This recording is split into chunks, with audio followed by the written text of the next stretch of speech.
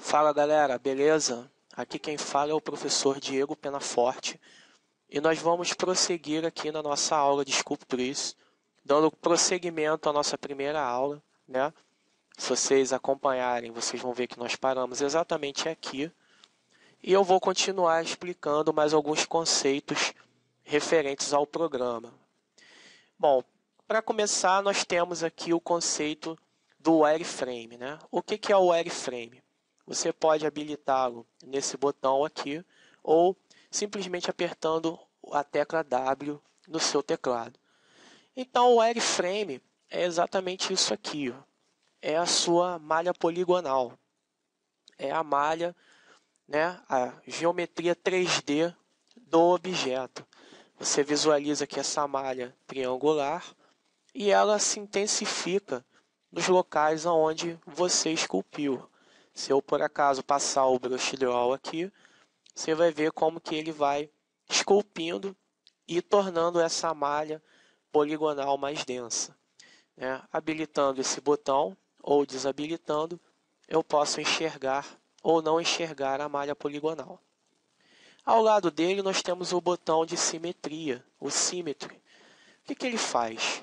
Bom, basicamente ele esculpe do outro lado da esfera para você. Tudo que eu faço para um lado, ele repete no outro lado da esfera.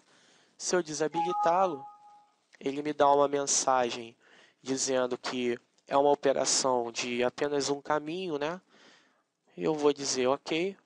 E aí agora eu posso esculpir de um lado e ele não realiza nada do outro lado. Eu passo a perder a simetria, né?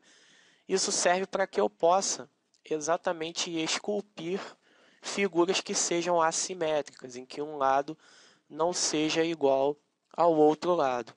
Agora, no trabalho de escultura 3D, quando eu habilito novamente a simetria, ele me diz que os detalhes assimétricos, né, ou seja, aquilo que eu esculpi para o lado de cá, ó, e que não tem do outro lado, por exemplo, se eu esculpir mais um pouco desse lado, isso é um detalhe assimétrico, com a simetria desligada.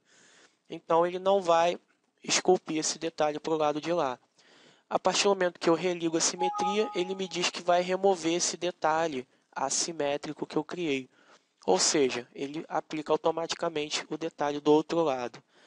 E em termos de escultura digital, de modelagem 3D, geralmente a gente trabalha com essa simetria ligada. Por quê? Porque assim eu tenho metade do trabalho. Eu trabalho só de um lado, né, apenas na metade, e a outra metade é feita automaticamente. Aqui nós temos o botão da máscara, onde nós podemos mascarar ou pintar uma máscara no objeto. Aqui em cima nós temos o Reduce, Reduce Selected e o Subdivide. O que eles vão fazer? Bom, o Reduce ele vai reduzir a complexidade da malha. Vocês veem que aqui nessa região onde eu esculpi, a malha ela já está bem densa, bem complexa, ou seja, ela já está bastante cheia de triângulos lá.